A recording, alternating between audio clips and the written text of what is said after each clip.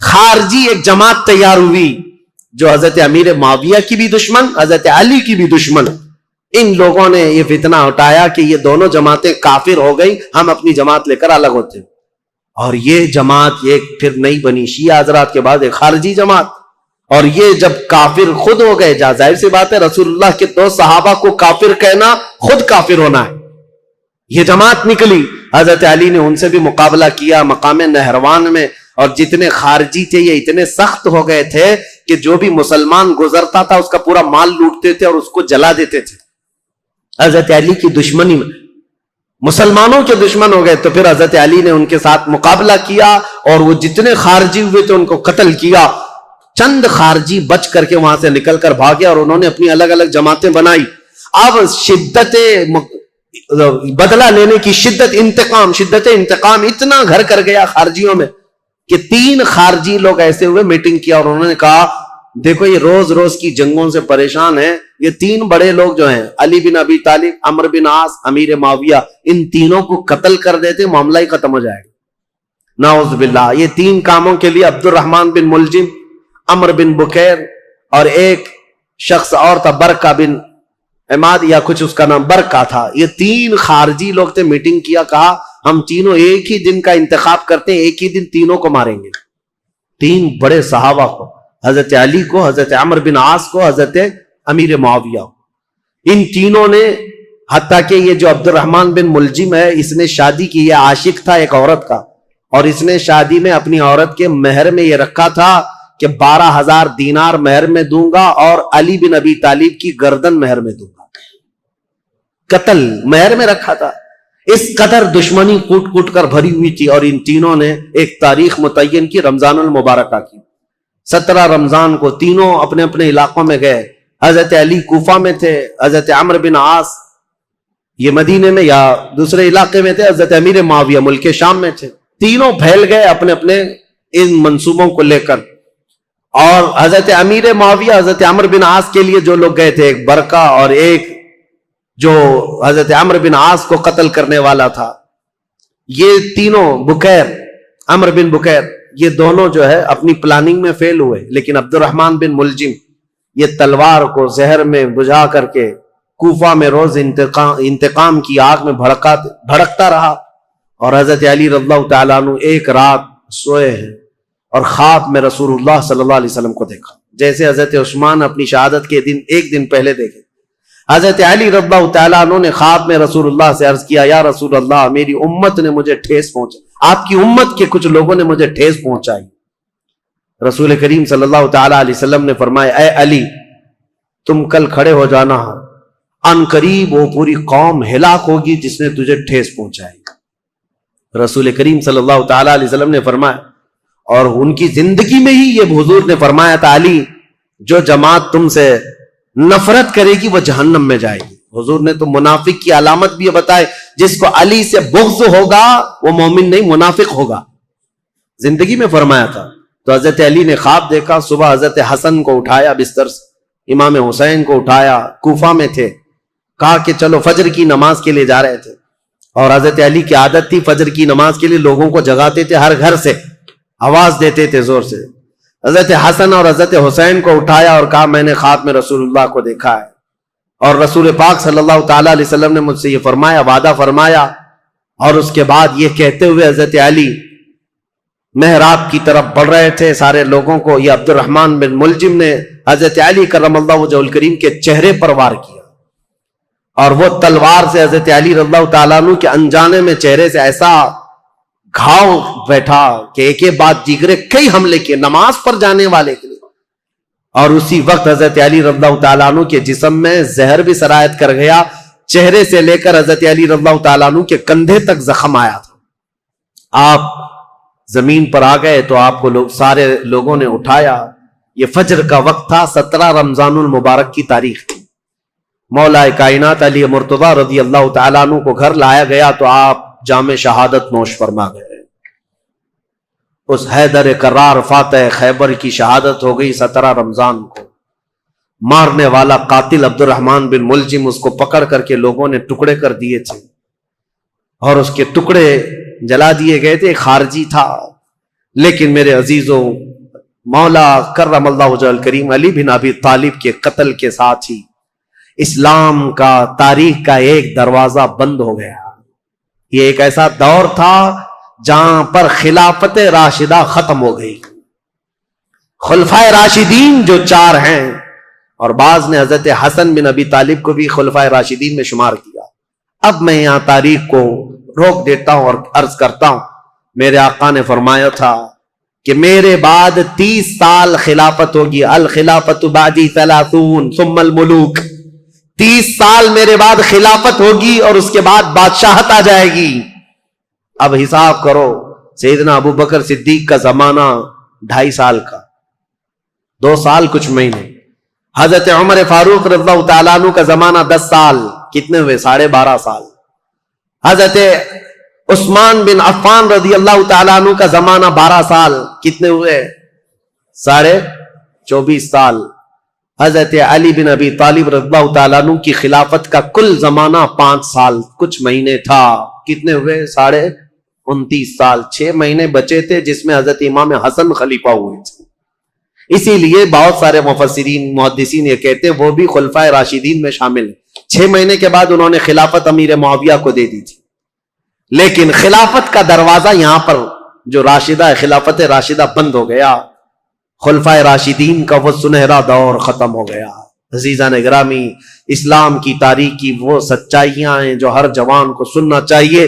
17 رمضان کو کوفہ والے کہتے ہیں بدلیاں ایسی چھا گئی تھیں، لگتا تھا کہ لوگ تو لوگ ہیں، آسمان بھی رو پڑا ہے علی بن ابی طالب کی شہادت میں. حضرت علی کرم اللہ وجہ الکریم کا جسد خاکی لایا گیا. امام حسن نے نماز جنازہ پڑھائی، امام حسین نے غسل دیا تھا، اور آپ کو کوفہ شہر کے اسی مسجد کے کنارے دفن کیا گیا تھا. بعض روایات میں ہے آپ کے جسد مبارکہ کو لوگوں سے چھپا کر کے رکھا گیا تھا، کیونکہ خارجی جو جماعت تھی وہ اتنے شدید قسم کی نفرت کر رہے تھے کہ کہیں قبر کو اندھیرے میں کھود کر توہین نہ کریں، بے حرمتی نہ کریں. مولا کائنات علی مرتضیٰ رضی اللہ تعالیٰ عنہ کی قبر مبارکہ کو چھپایا گیا تھا.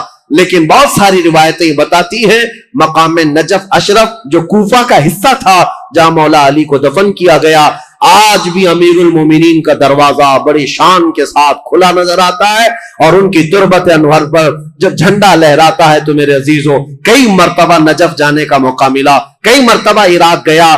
جب بھی اس لہراتے ہوئے جھنڈے کو دیکھتا ہوں تو خیبر یاد آ جاتا ہے. مولا کائنات کی وہ تلوار کی شکلیں لٹکائی گئی ہیں. اگرچہ شیعہ لوگوں کی وہاں پر حکومت ہے، لیکن حیدر کرار کے دربار میں جاتے ہیں تو دل ہچکونے لینے لگتا ہے اور بدن میں کپکپی آتی ہے.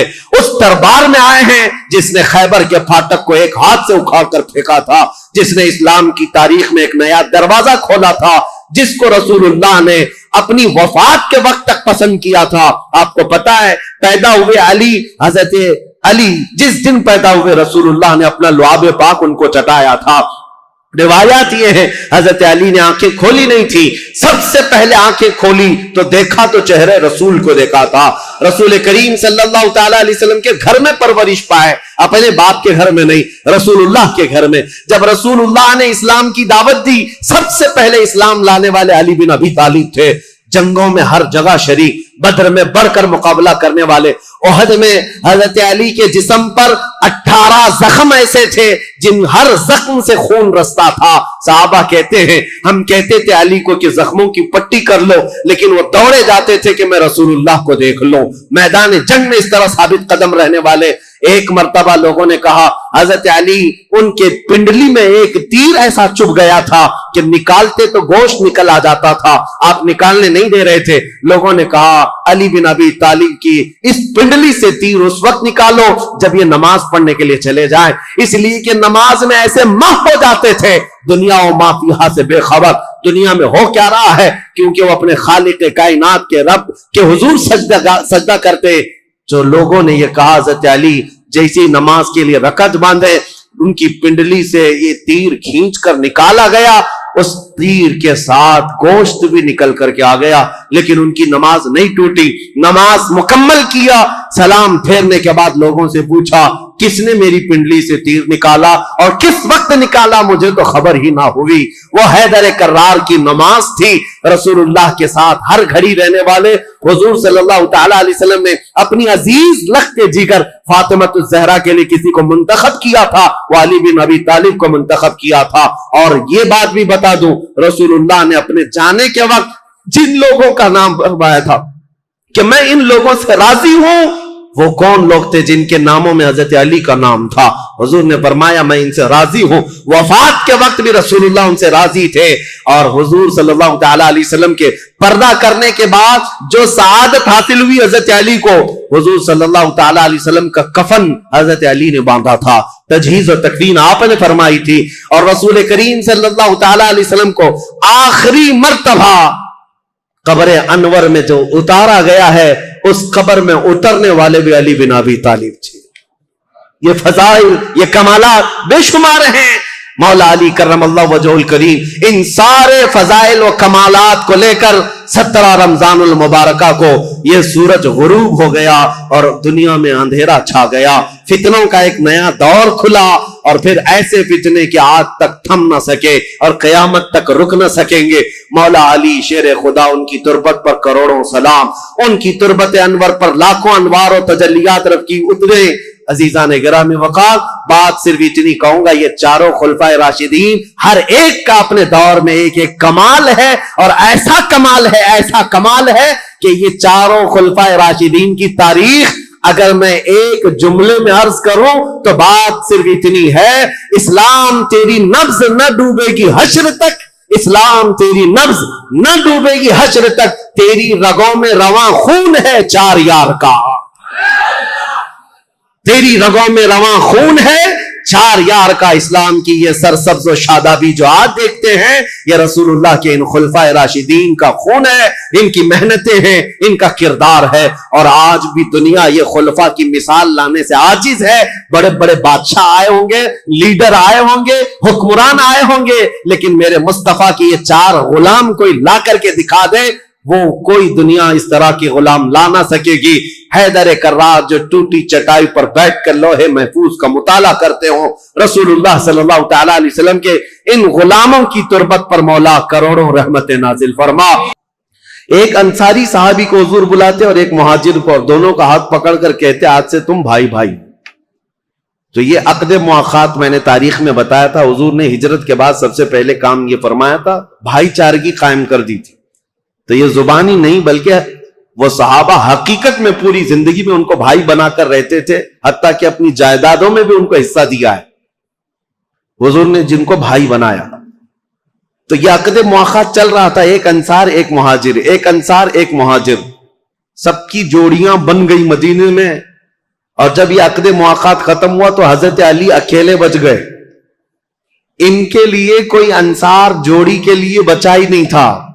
حضور نے سب کی جوڑیاں بنا دی، فلاں مہاجر کا فلاں انصار بھائی ہے، لیکن حضرت علی غمگین ہو گئے، کہا یا رسول اللہ صلی اللہ تعالی علیہ وسلم، میں اخیر میں تنہا رہ گیا، میرے لیے کوئی انصاری صحابی بھائی بننے کو تیار نہیں، یا بھائی نہ بن سکا۔ نبی پاک صلی اللہ تعالی علیہ وسلم نے حضرت علی سے کہا یا علی انت اخی فی الدنیا والآخرہ، کیا تو اس بات پر راضی نہیں دنیا میں بھی اور آخرت میں تو میرا بھائی ہے؟ انصار اور مہاجرین آپس میں بھائی ہیں، لیکن رسول اللہ نے حضرت علی کو اپنا بھائی کہا، اخی رسول اللہ۔ وہ حضور صلی اللہ تعالی علیہ وسلم کے رشتے میں بھی بھائی تھے، اور یہ عقد مواخات جو مدینے میں ہوئی اس میں بھی حضور کے بھائی بنے۔ نبی کریم صلی اللہ تعالی علیہ وسلم کی قرابت ایسی تھی، ایک مرتبہ یمن بھیج رہے تھے حضور ان کو وہاں کا قاضی بنا کر، تو جا رہے تھے تو حضور صلی اللہ علیہ وسلم سے عرض کیا یا رسول اللہ عمر چھوٹی ہے، مقدمات نئے نئے آتے ہیں، فیصلہ کرنا میرے لیے مشکل ہو جائے گا، میں کیسے جاؤں؟ ایک نئی واتی، نئے لوگ، نیا مزاج، نیا موسم۔ نبی پاک صلی اللہ تعالی علیہ وسلم نے ان کے سینے پر ہاتھ مارا اور کہا مجھے تم پر پورا یقین ہے، جو بھی کرو گے تم اللہ اس کے رسول کی رضا کے مطابق کرو۔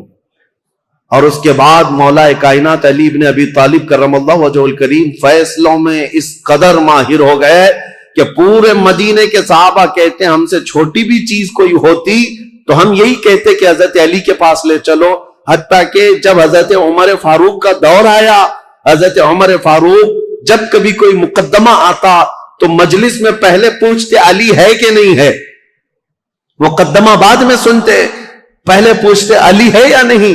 حضرت علی اگر نہیں ہوتے مجلس میں، حضرت عمر کہتے علی کو آنے دو، اس کے بعد مقدمہ سنا جائے گا، اور وہ خود کہتے ہیں میں اس مجلس سے پناہ مانگتا ہوں جس میں علی بن ابی طالب نہ ہو۔ یہ حضرت عمر فاروق رضی اللہ تعالیٰ عنہ فیصلہ لینے میں حضرت علی کرم اللہ وجہہ الکریم کی یہ مہارت تھی، یہ رسول اللہ کے صرف دست مبارکہ کی بات تھی۔ حضور نے ان کے سینے پر مار کر کہا تھا کہ تم اللہ اس کے رسول کی رضا کے مطابق فیصلے کرو گے۔ پھر ایک مرتبہ حضور صلی اللہ تعالیٰ علیہ وسلم جنگ تبوک میں جا رہے تھے، تو اس وقت حضرت علی اس جنگ میں شریک نہیں، آپ کو مدینے کا حاکم بنایا گیا تھا، کیونکہ جب بھی جنگ میں جاتے تھے تو مدینے میں کسی کو امیر بنا کر جاتے تھے، کیونکہ مدینہ طیبہ میں جو بچے، بوڑھے اور خواتین جو جہاد میں شریک نہیں ہیں، ان کی نگرانی کے لیے بھی کوئی ہونا تھا۔ تو اس بار حضرت علی کی باری آئی، حضرت علی کو بنایا گیا کہ تم حضور صلی اللہ تعالیٰ علیہ وسلم کی غیر موجودگی میں مدینے کے والی ہو، مدینے کے حاکم ہو۔ آپ کے آنکھوں میں آنسو آ گئے۔ یہ وہ علی بن ابی طالب ہیں جو بدر میں شریک ہیں، احد میں شریک ہیں، خندق میں شریک ہیں، ہر جنگ میں شرکت کی ہے، اور یہ جنگ تبوک میں جانے سے آپ کو روکا گیا تو آئے، کہا یا رسول اللہ صلی اللہ تعالیٰ علیہ وسلم کیا مجھے بچوں اور عورتوں پر حاکم بنا کر آپ جا رہے ہیں؟ میں بچوں اور عورتوں کی دیکھ بھال کے لیے رہ جاؤں؟ نبی پاک صلی اللہ تعالیٰ علیہ وسلم نے ان کے لیے ایک جملہ فرمایا، اے علی کیا تم اس بات کو پسند نہیں کرتے کہ تم میرے لیے ویسے ہی ہو جیسے موسیٰ علیہ السلام کے لیے حضرت ہارون علیہ السلام تھے؟ جب موسیٰ علیہ السلام کوہ طور پر جا رہے تھے تورات لینے کے لیے اللہ کی بارگاہ میں، تو حضرت ہارون علیہ السلام کو انہوں نے اپنا وزیر بنایا تھا اور اپنا وزیر مقرر کیا تھا 40 دن تک کے لیے۔ ہاں بس نبی پاک صلی اللہ علیہ وسلم فرماتے ہیں اے علی تم میرے لیے ویسے ہی ہو جیسے موسیٰ علیہ السلام کے لیے حضرت ہارون علیہ السلام تھے، بس فرق اتنا ہے کہ میرے بعد کوئی نبی نہیں آئے گا۔ موسیٰ علیہ السلام نے جن کو وزیر بنایا تھا وہ بھائی بھی تھے حضرت ہارون، اور نبی بھی تھے، لیکن حضرت علی کرم اللہ وجہہ الکریم نبی نہیں۔ اب یہاں سے ان حدیثوں کو سننے کے بعد ذہن صاف کر لیں، جتنا بھی بڑا مقام ہے مولا کائنات علی بن ابی طالب کا، لیکن وہ نبوت کا درجہ نہیں ہو سکتا، نبی نہیں ہو سکتے، کیونکہ اگر رسول اللہ کے بعد کسی کو نبی تسلیم کیا تو پھر وہ اسلام میں آیا ہی کہاں ہے؟ اس نے خاتم النبیین ہونے کا عقیدہ ہی ختم کر لیا تو ایسا شخص مسلمان نہیں، وہ اسلام سے خارج ہے۔ حضرت علی کی محبت اور ان کی عزت، ان کا احترام ہمارے سر آنکھوں پر ہے، لیکن کبھی ہم حضرت علی کو نبوت کے درجے تک نہیں پہنچا سکتے۔ لیکن کچھ جماعتیں ایسی ہوئیں شیعہ حضرات میں، سب نہیں، شیعہ میں بہت سارے فرقے پیدا ہوئے، تقریباً 70 فرقے تو میں پڑھ کر کے آیا، باقی ہے کتنے معلوم نہیں۔ اس وقت سے حضرت عثمان غنی کی شہادت کے بعد سے جو شیعہ حضرات کی جماعتیں شروع ہوئیں، اہل تشیع بھی ان کو کہتے ہیں اور رافضی بھی ہیں، یہ ہر زمانے میں رہے، اور ان میں فرقے بہت سارے ہوئے، کیسانیہ، غلات، اسماعیلیہ، دروزیہ، بزاریہ، نظاریہ، امامیہ، بہت سارے فرقے اس میں پیدا ہوئے، سب کے الگ الگ تھوڑے تھوڑے سے عقیدوں میں یا مسائل میں فرق ہے، لیکن ہے ایک ہی مینیو، کسی میں لال مرچی زیادہ، کسی میں ہلدی زیادہ، بس مینیو ایک ہی ہے، مین چیز جا کر کے وہیں پر ختم ہوتی ہے۔ حضرت علی کرم اللہ وجہہ الکریم، مولا علی کرم اللہ وجہہ الکریم کے متعلق جو عقائد گڑے گئے، اس میں سے ایک فرقہ ایسا ہے جو حضرت علی کو خدا کے درجے تک پہنچاتا ہے، اور ان کا عقیدہ یہ بھی ہے کہ اللہ تعالی حضرت علی کی شکل میں دنیا میں آیا، نعوذ باللہ من ذالک، رب الارباب کہا، خالق کہا۔ ہم ایسے عقیدوں کے سخت خلاف ہیں، شرک ہرگز ہماری جماعت میں نہیں آ سکتا۔ حضرت علی رضی اللہ تعالیٰ عنہ کے لیے کچھ لوگوں نے الوہیت کا عقیدہ یعنی خدا ہونے کا عقیدہ بنایا، اور ایک فرقہ ایسا آیا وہ تو یہ کہنے لگے نبوت جو ہے وہ حضرت علی کو ملنے والی تھی، اور حضرت علی سوئے تھے تو اس لیے محمد صلی اللہ علیہ وسلم کو جبرائیل دے کے چلے گئے. یہ ایسا ہی بتا رہے ہیں جیسے نان کٹائی دے کر چلے گئے. ارے میاں نبوت ہے، جو جاگ رہا ہے اس کو نان کٹائی مل گئی، جو سو رہا ہے اس کو نہیں ملی. کوئی مٹھائی ہے؟ نبوت اللہ تعالیٰ نے عالم ارواح میں ہی چن لیا ہے کہ کون نبی ہونے والا ہے. یہ سویا جاگتا ہوا معاملہ نہیں ہے. ابھی دنیا میں کوئی پیدا بھی نہیں ہوا تھا، صرف روحیں تھی. اسی وقت روحوں میں اللہ نے منتخب کر لیا ہے کہ کون نبی ہوگا. ایک بات یاد رکھیں، یہ عقیدہ مسلم عقیدہ اسلام کا کہ کوئی بھی شخص اپنی محنت، اپنی عبادت، اپنی ریاضت سے نبی ہرگز نہیں ہو سکتا. نبی صرف اللہ کے انتخاب سے ہوتا ہے.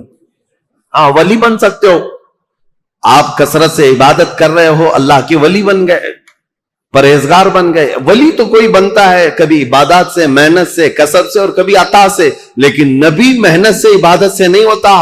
تم 1,00,000 سال بھی سجدے میں سر جھکا کر بیٹھے رہو، نبی نہیں بنو گے. نبی تو اللہ تعالیٰ کے انتخاب سے، اور اب تو کسی کے نبی ہونے کا امکان ہی نہیں. حضور صلی اللہ تعالیٰ علیہ وسلم کے آنے کے بعد کوئی نبی نہیں آئے گا. یہ عقیدہ ضروری ہے کیونکہ حضرت علی رضی اللہ تعالیٰ عنہ کے متعلق بہت ساری چیزیں گڑی گئی ہیں.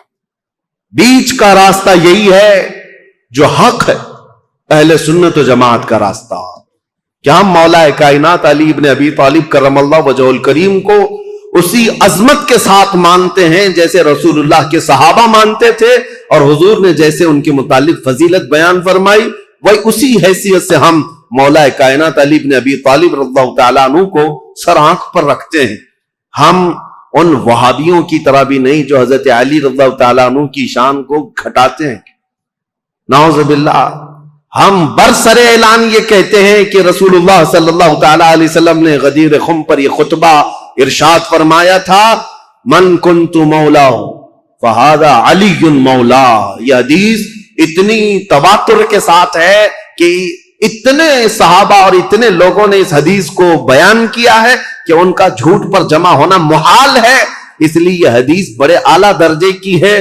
میرے آقا صلی اللہ علیہ وسلم نے فرمایا تھا، میں جس کا مولا ہوں علی بھی اس کے مولا، علی بھی اس کے مولا ہیں. اب اس حدیث کو لے کر کے بھی بہت سارے لوگ ہنگامہ مچاتے ہیں کہ رسول اللہ صلی اللہ تعالی علیہ وسلم تمام نبیوں کے مولا ہیں، تو حضرت علی نبیوں کے بھی مولا ہیں.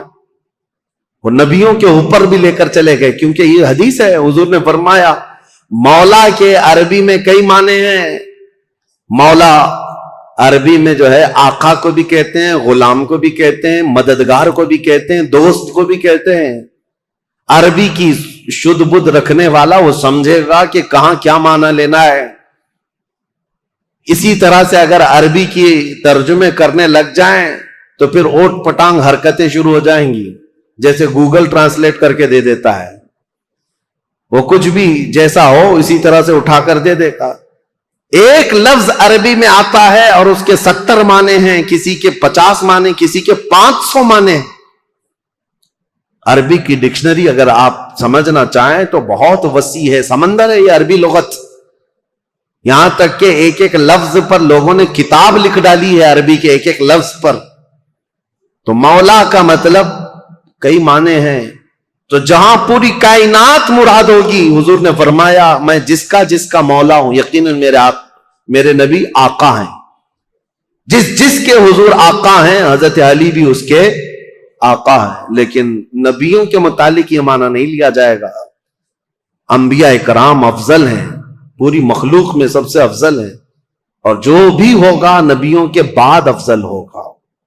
بہرحال میں یہ ٹاپک کو صرف آپ کے سامنے اس لیے رکھ رہا ہوں کہ سوشل میڈیا کے اس بھیانک دور میں انہی حدیثوں کا سہارا لے کر بھولے بھالے نوجوانوں کے دماغ میں یہ باتیں ڈالی جاتی ہیں.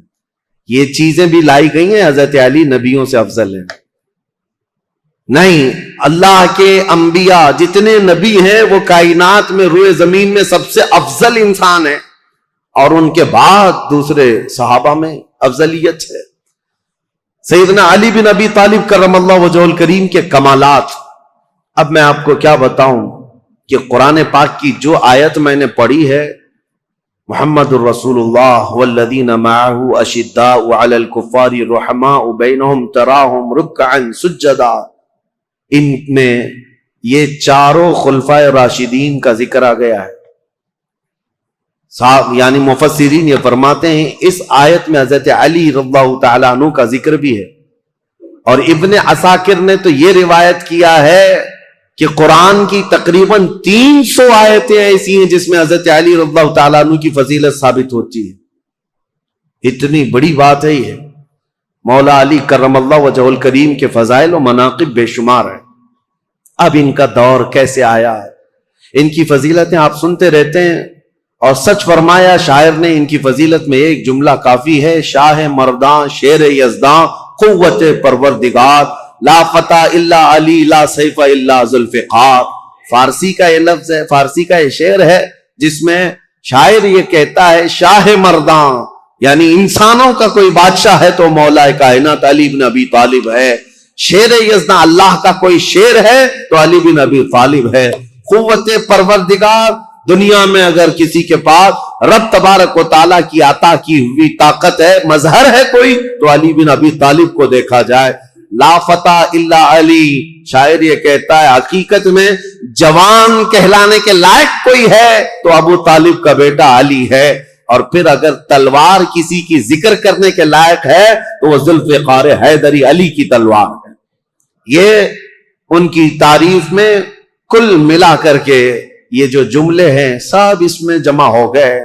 حضرت علی بن ابی طالب رضی اللہ تعالیٰ عنہ جنگ بدر میں جو کردار ادا کیے ہیں وہ بیان سے باہر ہے. جتنے لوگوں پر آپ بڑھ چڑھ کر کے حملہ کرتے رہے کفار و مشرکین جوانی کے عالم میں, حضرت علی رضی اللہ تعالیٰ عنہ کے متعلق یہ بیان کیا بہت ہٹا کٹا جسم تھا, بہت توانا تھے طاقت سے, کافی بھاری آپ کا پیٹ تھا, اور لوہے کا خود پہننے کی وجہ سے ہمیشہ تو سر کے بال نکل گئے تھے.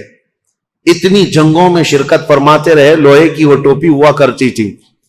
اور وہ وقت آپ یاد کریں 7 ہجری جب رسول کریم صلی اللہ تعالی علیہ وسلم صحابہ کو لے کر خیبر نکلے تھے.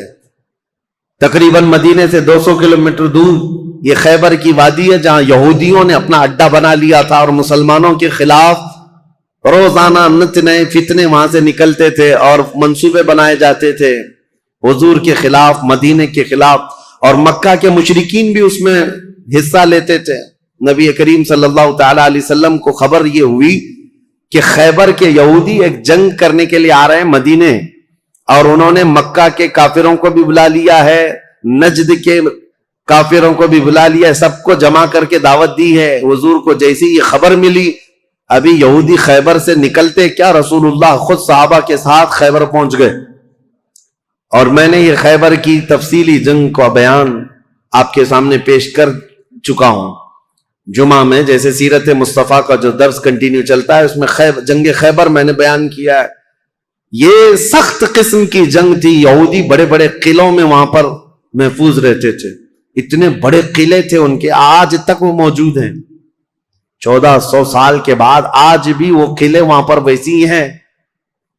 ان یہودیوں کی پناہ گاہ تھی, اس میں بیٹھ کر کے حملے کرتے تھے, اور ان کا یقین تھا یہ کہ ان قلعوں کو کوئی عبور نہیں کر سکتا. جب صحابہ وہاں پہنچے تھے یہودیوں کی حالت خراب تھی, اور ان کے ہاں ایک مرحب نامی شخص تھا جس کا دعویٰ تھا وہ 1000 آدمیوں سے اکیلا لڑ سکتا ہے, 1000 انسانوں سے اکیلا لڑ سکتا ہے. خیبر میں چھوٹی چھوٹی جنگیں ہوئی, وہاں کے جتنے قلعے تھے وہ صحابہ جب فتح کرنے لگ گئے تو آخری جو ان کا قلعہ تھا مرحب, جس کے انتظام پر لگا رہتا تھا, یہودیوں نے اس کو اتارا تھا مرحب کو, کہ اب آخر میں اب تمہاری باری ہے, اگر تم نہیں بچا پائے ان مسلمانوں سے تو ہمیں کوئی نہیں بچا پائے. مرحب مسلمانوں سے جنگ کرنے کو اپنی توہین سمجھتا تھا کہ یہ چھوٹے بادیہ نشین لوگ ہیں, کھجور کھا کر زندگی گزارتے ہیں, پیون لگے کپڑے پہنتے ہیں, ان کے پیروں میں چپل تک نہیں ہوتی, یہ ہم سے جنگ کرنے آئے ہیں. بڑے تحقیر سے حقارت سے دیکھا کرتا. لیکن اب حالات ایسے تھے کہ یہ پورے مسلمان گردنوں پر سوار ہو کر کھڑے تھے, اب تو ڈیفنس کرنا ہی تھا. مرحب جب اپنے قلعے سے باہر آیا تو یہ سخت قسم کی جنگ تاریخ اسلام میں لکھی گئی ہے، کیونکہ خیبر فتح ہونے کے بعد ہی سارے فتوحات کا دروازہ کھل گیا ہے اسلام کے لیے. ساری فتحیں جتنی ہوئی یہ خیبر کے بعد فتوحات کا دروازہ کھل گیا تھا جو رکنے کا نام نہیں لیتا. تو جیسے ہی مرحب سامنے آیا تو اس نے پکار کر کے یہ کہا شعر پڑھتے ہوئے کہ تمہیں پتا ہے کہ خیبر پورا مجھے پہچانتا ہے، یہاں کے در و دیوار سے پوچھو کہ مرحب کس کا نام ہے. مرحب کی آواز سے اور اس کے چلنے پھرنے سے یہاں کے پتھر بھی کانپتے ہیں. وہ رجزی اشعار پڑھ رہا تھا. تو حضرت علی کرم اللہ وجہ الکریم اس جنگ میں کیسے شریک ہوئے تھے؟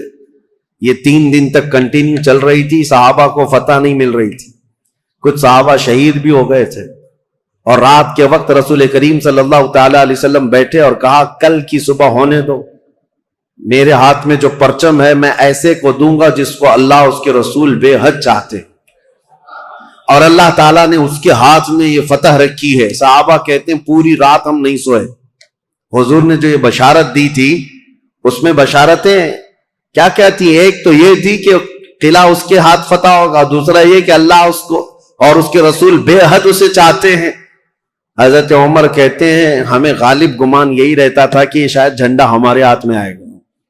صبح اسی طرح رات کروٹ لے کر صحابہ نے گزاری تھی کہ ہمارا نام آ جائے گا. جیسی صبح ہوئی نبی کریم صلی اللہ تعالی علیہ وسلم نے صحابہ کی جماعت کو جمع کیا. سب گردنیں اٹھا کر حضور کو دیکھ رہے تھے کہ یہ جھنڈا کس کے ہاتھ میں ہوگا. پھر رسول کریم صلی اللہ تعالی علیہ وسلم نے پکار کر کہا علی بن ابی طالب کہاں ہے؟ اس جماعت میں وہ تھے ہی نہیں. وہ صحابہ کیونکہ اس وقت وہ بیمار تھے، بخار بھی سخت تھا. حضور صلی اللہ تعالی علیہ وسلم سے عرض کیا یا رسول اللہ صلی اللہ علیہ وسلم ان کی آنکھوں میں آشوب آیا ہے، جو لال ہو جاتی ہیں آنکھیں، تو آنکھیں لال ہو گئی ہیں اور بخار زدہ ہیں. حضور نے فرمایا اسی حالت میں ان کو لے کے آؤ.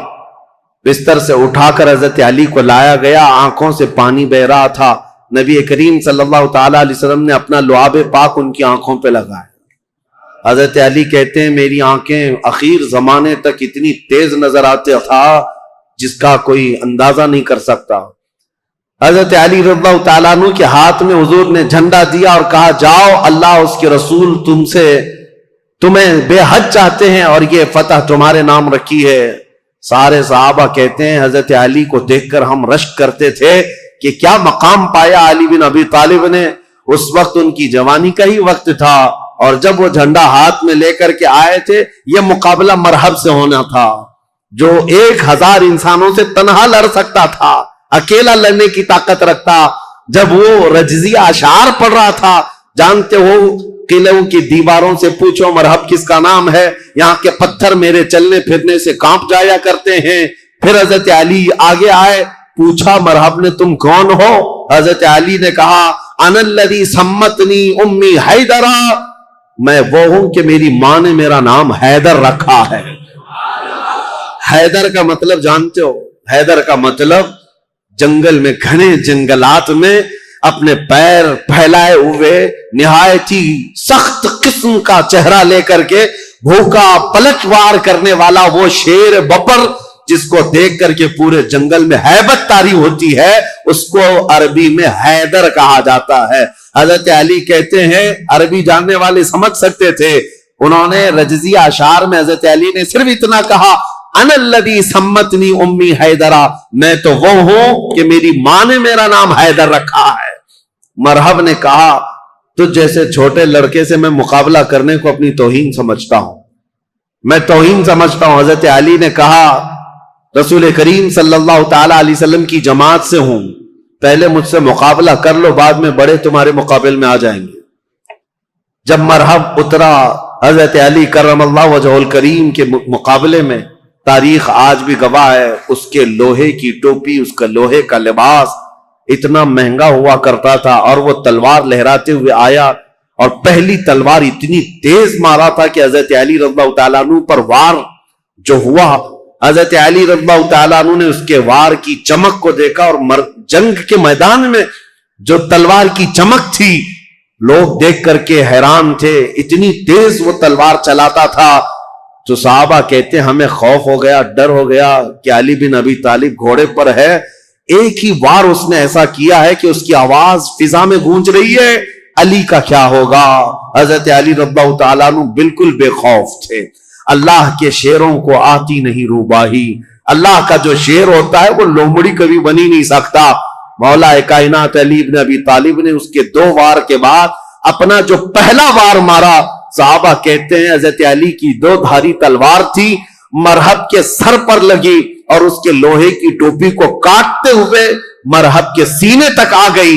ایک ہی وار میں مرحب کو زمین پر ٹھنڈا کر دیا تھا. فاتح خیبر حضرت علی رضی اللہ تعالیٰ عنہ ایک ہی وار میں مرحب کو ٹھنڈا کیا, اور اس کے بعد اسی کے اشعار حضرت علی نے پڑھ کر لوگوں کو سنایا. اے لوگوں سنو, یہ جو ٹھنڈا ہوا ہے جسم, یہ وہی ہے جس کی چلنے پھرنے کی آواز پتھر سنا کرتے تھے, دیوار سنا کرتے تھے. اب اس خیبر کے قلعے کے در و دیوار بھی جانیں گے کہ جس سے وہ ہیبت کھاتے تھے اس کو زمین پر کس نے مار گرایا. پھر حضرت علی نے کہا, اے یہودیوں, آج کے بعد سے خیبر کے ہر قلعے سے آواز آئے گی کہ کوئی آیا تھا جس کا نام اس کی ماں نے حیدر رکھا تھا. عزیزان گرامی, یہ تاریخ کی سچائیاں اس لیے میں عرض کر رہا ہوں. مولا علی بن ابی طالب کرم اللہ وجہہ الکریم, اس جنگ میں صحابہ کی روایت ہے, ابن عساکر کی روایت یہ ہے کہ حضرت علی بڑھتے گئے اس قلعے کے پھاٹک کو توڑ دیا تھا, جو دروازہ ہوا کرتا تھا. صحابہ کہتے ہیں حضرت علی نے ایسے اس کو اکھاڑ دیا تھا, اور وہ دروازہ ایک ہاتھ میں لے کر اس کو ڈھال بنا کر لڑتے رہے. جب کبھی سامنے سے کوئی تیر آتا یا تلوار آتی تو یہ دروازے کو ڈھال بنا کر کے لڑتے تھے. تم اپنے گھر کا دروازہ اٹھا کر کے دیکھو, خیبر کا دروازہ الگ ہے, اپنے گھر کا دروازہ بھی نہیں اٹھا پاؤ گے. آج کے نوجوانوں کی بات کر رہا ہوں. وہ خیبر کا دروازہ ایسا تھا کہ اس کے بعد حضرت علی نے اس کو اپنی پیٹھ پر رکھا دروازے پر. کئی صحابہ تو اس کے اوپر سے چڑھ کر کے قلعے کے اندر گئے, اور صحابہ کہتے ہیں اس کے بعد اس دروازے کو 16 گز آگے انہوں نے ایک ہی ہاتھ سے پھینکا تھا. رسول کریم صلی اللہ تعالی علیہ وسلم کا فرمان ہوا اس دروازے کو راستے سے ہٹایا جائے. صحابہ کہتے ہیں ہم 40 لوگ مل کر نہیں اٹھا پا رہے تھے, اور علی بن ابی طالب تنہا ایک ہاتھ سے اٹھا کر اس کو پھینک چکے تھے. لا فتح الا علی لا سیف الا ذوالفقار. یہ شجاعت, یہ جمع مردی اللہ کے شیر کو اللہ نے عطا کی ہے. قوت پروردگار. میرے عزیزوں, ان کے فضائل, ان کے مناقب, ان کے کمالات بیان سے باہر ہیں. لیکن اب خلافت کا دور شروع ہے, اسی لیے کہ ہم تاریخ بیان کر رہے ہیں. فضیلتیں ہر سال آپ سنتے رہتے ہیں, اور اس سال ظاہر سی بات ہے میں جو ٹاپک لے کر کے چل رہا ہوں وہ تاریخ اسلام ہے. ہر بچے کو, ہر جوان کو تاریخ یاد رکھنا بہت ضروری ہے. اور اگر اپنی تاریخ سے تم بے بہرا ہو تو دنیا جو پٹی پڑھائے گی وہ صحیح سمجھنے لگ جاؤ کہ آج حالات یہی ہیں. تم خالی کورے کاغذ لے کر کے بیٹھے ہو, سوشل میڈیا میں کوئی آیا نئی بات بولا, کہا ہاں یہ تو بالکل نہیں لگ رہی ہے, نہیں کچھ نہیں, 1400 سال پرانی ہے, تم کورے تھے, تم نے پڑھائی کہاں تھا. اس لیے تاریخ کی سچائیاں اگر تمہیں یاد نہ ہو تو اگلا دور جو آنے والا ہے اور بھی بہت ڈینجر ہے, بہت سخت ہے. آپ کو پتا ہے یہ ظالمانہ حکومتیں جو ہمارے سر پر آج منڈلا رہی ہیں, یہ دجالی نظام جو پیدا ہو چکا ہے, یہاں سب چیزوں پر اٹیک ہے. آپ یہ مت سمجھنا کہ یہ صرف ہماری مسجدیں گرا رہے ہیں یا ہماری خانقاہوں کو پامال کر رہے ہیں, بلکہ ماسٹر پلاننگ کے ساتھ تمہاری نسلوں کی تباہی کا انتظام ہو چکا ہے. ماسٹر پلاننگ کے اعتبار سے ایسے کہ یہاں پر باضابطہ ایجوکیشن منسٹر اسی کو بنایا جاتا ہے جو سخت قسم کا تعصب پسند ہو. تمہاری تاریخ کو توڑ مروڑ کر کے تمہارے اسکول کے سیلیبس میں ایسی چیزیں ڈال دیں کہ بچہ کچے دماغ میں پڑھتے پڑھتے یہی سمجھ جائے. آج حالات ایسی ہی ہیں. 10-20 سال پہلے جا کر کے آپ اسکول کے نصاب سیلیبس کی کتابیں اٹھا کر کے پڑھیں, اس میں حضور صلی اللہ علیہ وسلم کے نام پر چیپٹر ہوا کرتا, صحابہ اکرام کے حضرت عمر فاروق کے نام پر چیپٹر ہوا کرتا تھا. کوئی نہ کوئی ٹیکسٹ بک میں آپ کو مل جائے گا. آج تو ہے ہی نہیں. تاریخ اسلام کی یہ سچائیاں, نہ اورنگزیب آئیں گے, نہ شہاب الدین غوری آئیں گے, تاریخ کو مٹا کر کے پتہ نہیں کون کون سے پہاڑی چوہوں کو لا کر رکھا ہے, سب طرح سے بدل کر کے. اس طرح کہ تعصب کی اینک ایسی پہن رکھی ہے انہوں نے کہ تمہارے بچوں میں یہ زہر پھیلتا جائے. اور بچے تمہاری تاریخ سے بے بہرا ہو جائیں. آج اے نوجوانوں، اگر دنیا تمہاری تاریخ مٹانے کی کوشش کر رہی ہے تو اس وقت تمہاری ذمہ داری ہے. میں رشیا کی ایک چھوٹی سی کنٹری جہاں قرآن پر پابندی لگا کر تقریباً 70 سال گزر چکے تھے، 60 یا 70 سال، سوویت یونین کی لڑائیوں میں، اس سے پہلے جو وہاں کے حالات تھے، مارکسزم، لینن کا جو انقلاب آیا تھا، ریولوشن، کچھ ممالک ایسے سخت اسٹرگل کر چکے ہیں، مسلمانوں کی اذانیں بھی بنتی، قرآن پر پابندی ایسی لگی تھی. ایک ہمارے اس تاریخ کو بیان کرنے والے ایک عالم دین ہے، انہوں نے کہا کہ اس ملک میں جانا ہوا تھا، مسجد نام کی کوئی چیز ہی نہیں تھی. ایک جگہ گئے بازار میں تو لوگوں سے معلوم کیا کہ آج جمعہ ہے، کہیں نماز ہے، تو دکان میں بیٹھا ہوا آدمی ہاتھ پکڑ کر لے گیا، ایک دروازہ کھولا، اس دروازے کے اندر دروازہ، اس کے بعد جانے کے بعد ایک کمرہ ہے، وہاں پر کچھ لوگ نماز پڑھ رہے ہیں. کہا یہاں سخت پابندی ہے، کھلے عام نماز نہیں پڑھ سکتے. نماز پڑھنے کے بعد علاقے کے لوگوں سے، اس عالم دین ہندوستانی تھے، مل کر کے انہوں نے کہا مسلمانوں پر اتنی سخت پابندیاں ہیں لیکن ہیں مسلمان اب تک، نماز تو پڑھ رہے ہیں تم لوگ چھپ کر ہی صحیح. انہوں نے کہا نماز ہی نہیں.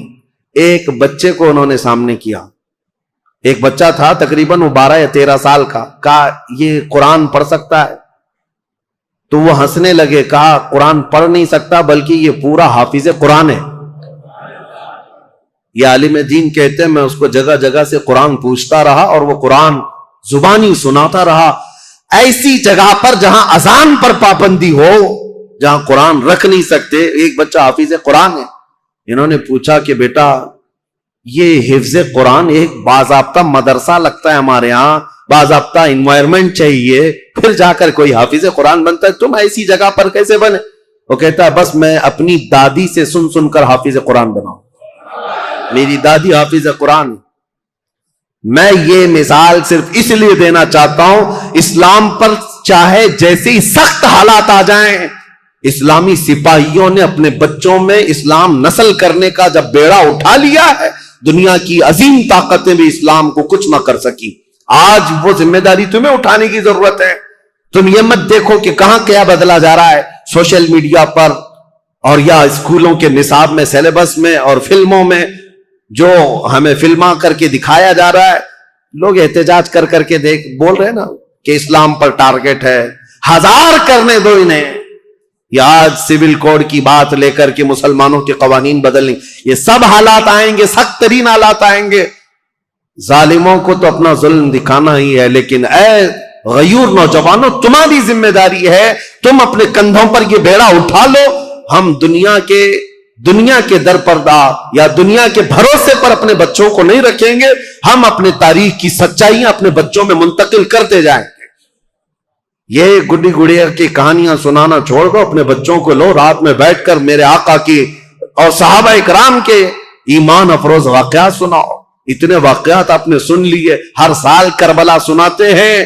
میرے عزیزوں اب کربلا صرف علماء سے نہیں، ہر گھر میں باپ سے بچہ خود سنے. کون؟ حسین ابن علی ہیں. یہ کربلا کی داستانیں گھر گھر میں ہو، پھر ہمیں کچھ فرق نہیں پڑتا کہ ظالم طاقتیں کیا کیا منصوبے بنا رہی ہیں. مولا علی کرم اللہ وجہ الکریم کی اب تاریخ میں بیان کرنے جا رہا ہوں. یہ فضائل تھے، یہ مناقب تھے، ان کے کمالات تھے. ان کے کمالات کے لیے اتنا کافی ہے کہ وہ رسول اللہ صلی اللہ علیہ وسلم کے بھائی ہیں، دنیا میں بھی اور آخرت میں بھی. ان کی فضیلت کے لیے اتنا کافی ہے کہ رسول اللہ صلی اللہ تعالی علیہ وسلم نے ان کے لیے یہ فرمایا کہ تم میرے لیے ویسی ہی ہو جیسا موسیٰ علیہ السلام کے لیے ہارون علیہ السلام تھے، بس فرق اتنا ہے کہ میرے بعد کوئی نبی نہیں ہوگا. ان کی فضیلت کے لیے اتنا کافی ہے کہ سیدہ کائنات فاطمۃ الزہرا ان کے نکاح میں ہیں اور جنتی جوانوں کے سردار حسن و حسین ان کے بیٹے ہیں. ولایت کا سر چشمہ حضرت علی تک پہنچتا ہے. اب خلافت کا جو دور ہے، یہ ظاہر سی بات ہے کمپلیکیٹڈ چیز. حکومت، سیادت، امارت، خلافت یہ آسان چیز نہیں ہے میرے عزیزو. ہر زمانے میں، ہر دور میں یہ عہدہ ہمیشہ اختلافی ہوتا ہی رہا ہے، لیکن صحابہ کے دلوں میں حضور صلی اللہ تعالی علیہ وسلم نے خالص اللہ کی محبت رکھی تھی. وہ دنیا پرست نہیں تھے اور دنیا کے اسباب کی طرف یا مادوں کی طرف وہ اپنے دل دادا نہیں تھے، اللہ کا خوف رکھتے تھے، اس لیے زیادہ معاملات نہیں آئے۔ پھر بھی جیسے کہ کل میں نے بتایا، حضرت عثمان کے 12 سالہ خلافت کے دور میں آخر دور ایسا آیا جو فتنوں سے بھرا ہوا تھا۔ عبداللہ بن سبا نام کا ایک یہودی جس نے یہ بیج بویا اور ایک جماعت پیدا کر دی، اور مسلمانوں میں انتشار اور فرقہ پیدا ہونا شروع ہو گیا، اور سبب کہاں یہ فتنہ کہاں تک پہنچا؟ حضرت عثمان غنی کا قتل ہو گیا مدینے میں۔ یہ پہلا قتل ہے جو مسلمانوں کے ہاتھ ہوا ہے، حضرت عثمان غنی کا قتل۔ حضرت عمر کو بھی شہید کیا گیا، لیکن وہ تو ایک آگ کا پجاری تھا، ابو لولو فیروز مجوسی، لیکن حضرت عثمان کا جو قتل ہوا ہے وہ آپسی انتشار کی وجہ سے ہوا۔ تفصیل میں نے بتایا، جگہ جگہ انقلاب نام سے کچھ جماعتیں کھڑی ہوتی تھیں، ان کو یہ چاہیے تھا ریولیوشن، اور ان کو جدت، نیا پن چاہیے تھا۔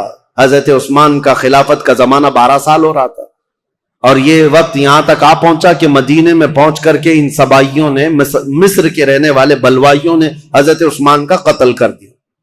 یہ قتل صحابہ کے لیے بہت بڑا صدمہ تھا، جتنے بڑے صحابہ تھے اس قتل کے خلاف تھے۔ خود حضرت علی کرم اللہ وجہ الکریم اس کی سخت مذمت کرتے رہے اور کہتے رہے کہ رسول اللہ صلی اللہ علیہ وسلم کے حرم مدینہ کو جس نے حلال کر دیا خون سے حضرت عثمان کے، وہ دنیا کا بدترین شخص ہے۔ اور حضرت علی کے فرامین ہے کہ میں سمجھتا ہوں قتل عثمان سب سے بدترین فتنہ ہے۔ اب حالات ہو گئے، ان کے قتل کے بعد جنازہ ہو گیا، تدفین ہو گئی، جنت البقیع میں آپ دفن ہوئے۔ اب خلافت کا مسئلہ آیا کہ اب کون خلیفہ بنے گا۔ جیسے حضرت ابو بکر کی خلافت، کیسے تمام مسلمانوں نے اتفاق رائے سے آپ کو خلیفہ چن لیا تھا، اور حضرت عمر کو حضرت ابو بکر نے جاتے وقت خود ہی اعلان کر دیا تھا، اس لیے اختلاف نہیں ہوا، صحابہ نے ان کو چن لیا تھا۔ اور حضرت عثمان کی خلافت کیسے ہوئی تھی؟ 6 صحابہ جمع ہوئے تھے، کل جیسے میں نے بتایا مجلس شورا اس کو کہتے ہیں، جس میں حضرت سعد بن ابی وقاص، عبد الرحمن بن عوف، حضرت زبیر، حضرت طلحہ اور حضرت علی، حضرت عثمان، یہ 6 لوگ تھے۔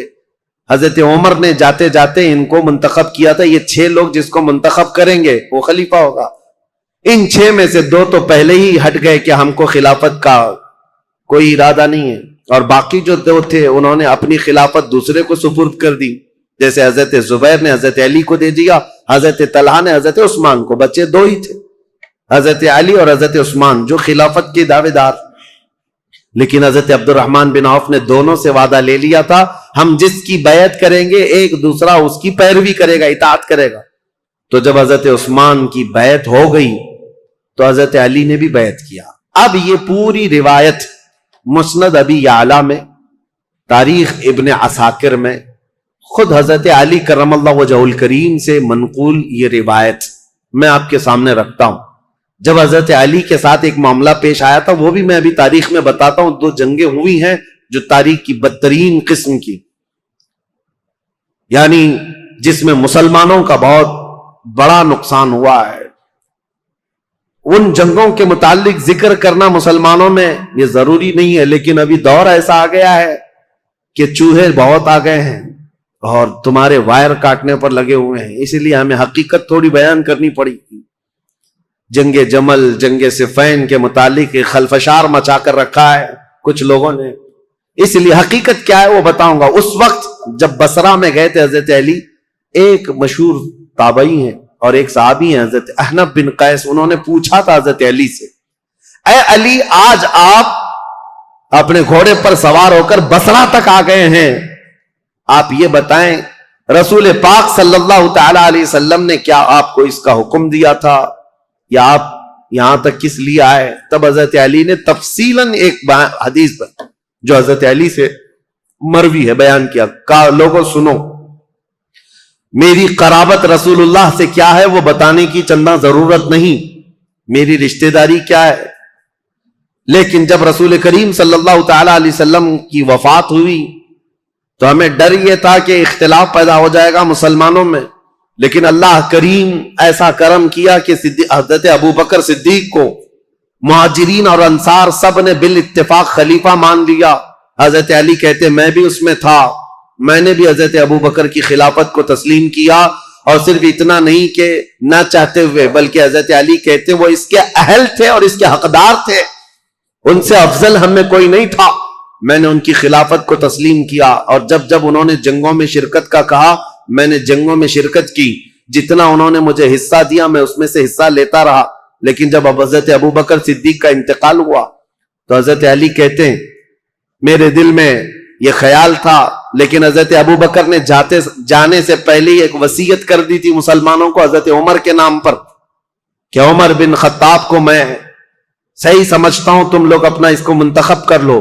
تو حضرت علی کہتے ہیں حضرت ابو بکر کی ہم حد درجہ تعظیم کرتے تھے، اس لیے ان کے فرمان کے آگے کوئی جا نہیں سکتا تھا، حضرت عمر کو ہم نے خلیفہ بنایا۔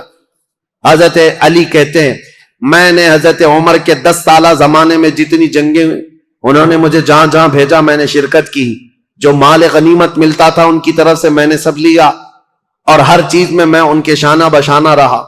پھر جب حضرت عمر کا انتقال ہوا تو وہ کہتے ہیں کہ وہ مجلس شورا بنا کر گئے تھے 6 لوگوں کی، اس میں میں بھی تھا، اور اس میں 6 لوگوں میں جب انتخاب کرنے کی بات آئی تو 2 ہٹ گئے اور 2 نے ہمارے حوالے کر دیا، لاسٹ میں 2 بچ گئے، علی اور عثمان رضی اللہ تعالیٰ عنہما۔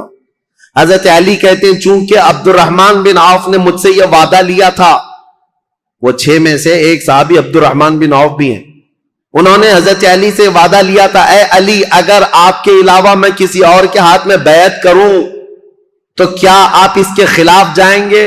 حضرت علی کہتے ہیں ہرگز نہیں جاؤں گا، آپ جس کی بیعت کو قبول کریں گے میں بھی اس کی بیعت کو قبول کروں گا۔ حضرت علی کہتے ہیں جب عبد الرحمن بن عوف نے مجھ سے یہ وعدہ لیا تھا اور وعدے کے بعد انہوں نے حضرت عثمان کے ہاتھ میں بیعت کر لی تو میں اپنے وعدے کے خلاف نہیں جا سکتا، میں نے بھی حضرت عثمان کے ہاتھ میں بیعت کر لی۔ یہ حضرت علی کی خود بیان کردہ روایت میں آپ کے سامنے رکھ رہا ہوں۔ اور پھر 12 سال گزر گئے حضرت عثمان کے، حضرت علی کہتے ہیں پھر حالات ایسے سنگین ہو گئے کہ حضرت عثمان کا قتل ہو گیا، جو بالکل میرے وہم و گمان میں نہ تھا کہ قتل تک ہو جائے گا۔ معاملات بدل رہے تھے، فتنہ پھیل چکا تھا، لیکن اتنے سنگین حالات بن گئے کہ ان کا قتل ہو گیا جس سے ہم ہرگز راضی نہیں۔ اب اس کے بعد بات آتی ہے خلیفہ چننے کی۔ حضرت زبیر، حضرت طلحہ، یہ 2 ایسے صحابہ ہیں جو عشرہ مبشرہ میں سے رسول اللہ صلی اللہ علیہ وسلم نے جن کو دنیا میں جنت کی بشارت دی، ان میں 2 یہ ہیں۔ یہ صحابہ بڑے صحابہ کہلاتے تھے، مدینے میں جتنے تھے سب آئے، سب آ کر حضرت علی کے پاس کہنے لگے آپ اپنی بیعت کا اعلان کر دیں اور آپ خلیفہ ہیں۔ حضرت علی نے کہا مجھے اس کی خواہش نہیں، میں خلیفہ کی بجائے وزیر بننا پسند کروں گا، تم میں سے جو چاہے خلیفہ بن جاؤ۔ کیونکہ حالات ایسے تھے اس وقت حضرت علی کو خلیفہ بنایا جا رہا ہے جب انتشار بہت پھیل چکا تھا، امن کا دور نہیں تھا، جگہ جگہ جماعتیں کھڑی ہو گئی تھی، سبائی فتنہ، کوفہ میں الگ، بصرہ میں الگ، عراق میں الگ، اور شام میں الگ، اور مدینہ مکہ والے الگ۔ یہ حالات پر حضرت علی کو خلیفہ بنایا جا رہا ہے۔ حضرت علی نے منع کیا، اس کے بعد پھر لوگوں نے اصرار کیا آپ سے بہتر ہماری جماعت میں کوئی نہیں۔ حضرت علی کہتے ہیں جب انہوں نے اصرار کیا تو میں نے اللہ اس کے رسول کے احکام کی شرط پر اور خلفائے ثلاثہ جو گزر چکے ان کی اتباع، ان کی پیروی پر سب کی بیعت لینا شروع کیا۔ حضرت علی جب بیعت لینے لگے، یہ تقریباً 35 ہجری کا واقعہ ہے، حضور صلی اللہ تعالی علیہ وسلم کی وفات کو 25 سال گزر چکے تھے۔ یہ 35ویں ہجری میں حضرت علی رضی اللہ تعالیٰ عنہ خلافت پر متمکن ہوئے مدینہ طیبہ میں۔ اب خلافت کا پہلا دور ہے، یعنی ابھی پہلا دن ہے، آپ بہترین خطیب تھے۔ حضرت علی کرم اللہ وجہہ الکریم خطبہ بہت اعلیٰ دیا کرتے، خطبے کے بعد آپ یہ جو فتنہ پھیلا تھا اس کو ٹھنڈا کرنے کے لیے کوششیں فرما رہے تھے، لیکن اسی اثنا میں ہوا کیا، حضرت علی رضی اللہ تعالیٰ عنہ نے چند دنوں کے بعد بہت سخت قسم کے فیصلے لیے، اس سے معاملات اور سخت ہو گئے۔ کیا؟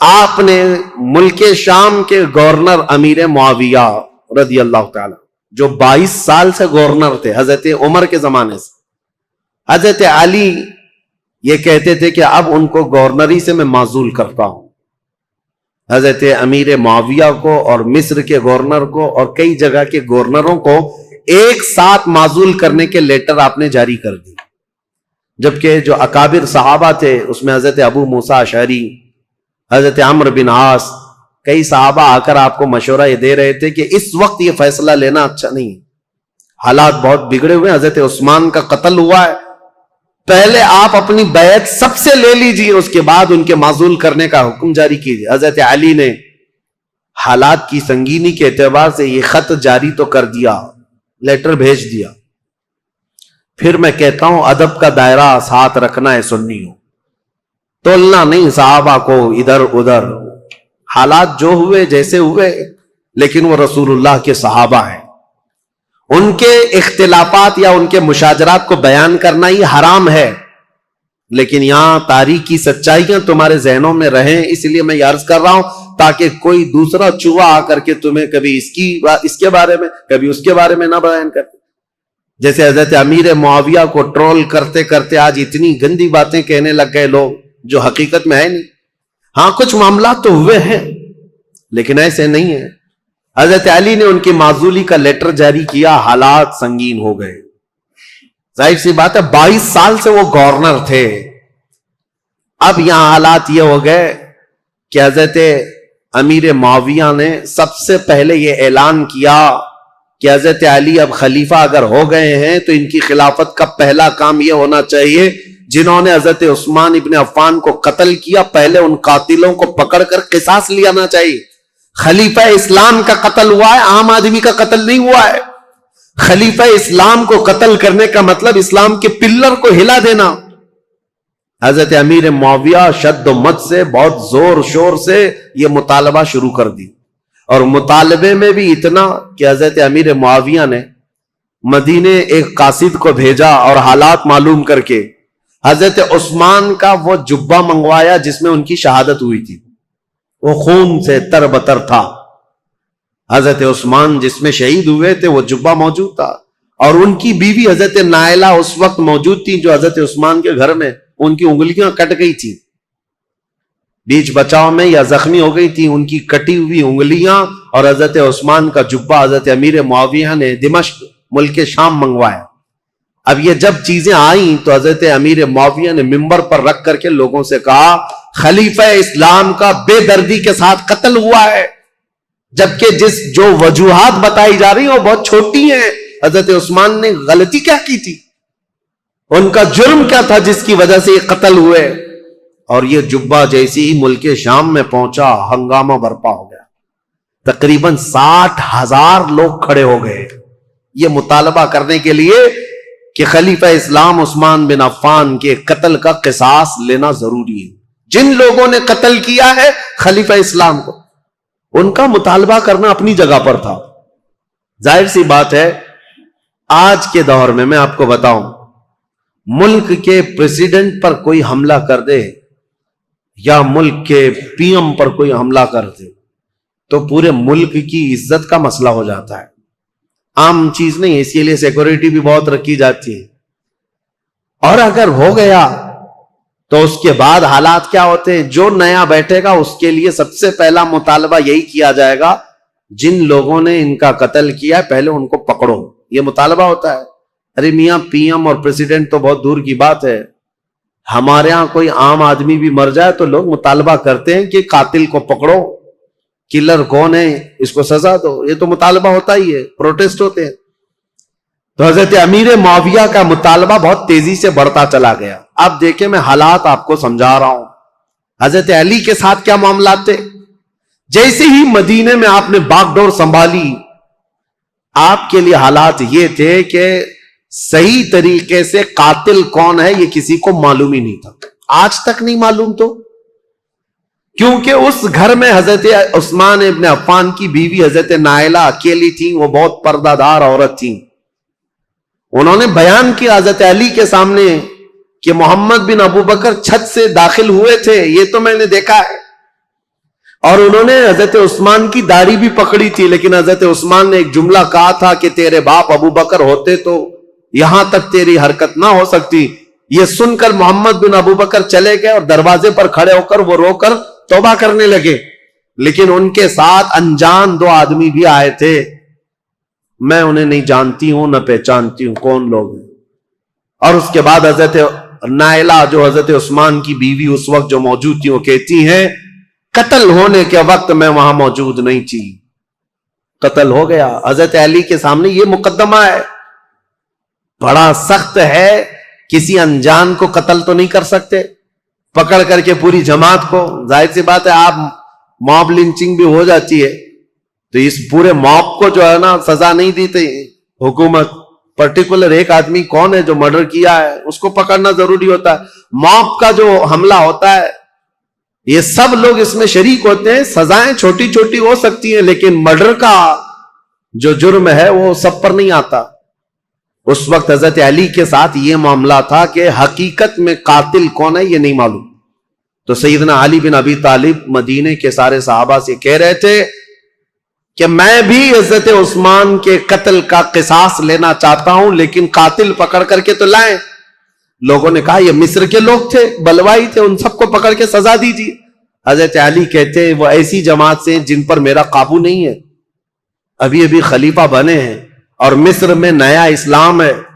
یہ بلوائی یہ جتنے ہیں وہاں پر ایک فتنہ بھی پیدا ہو چکا تھا.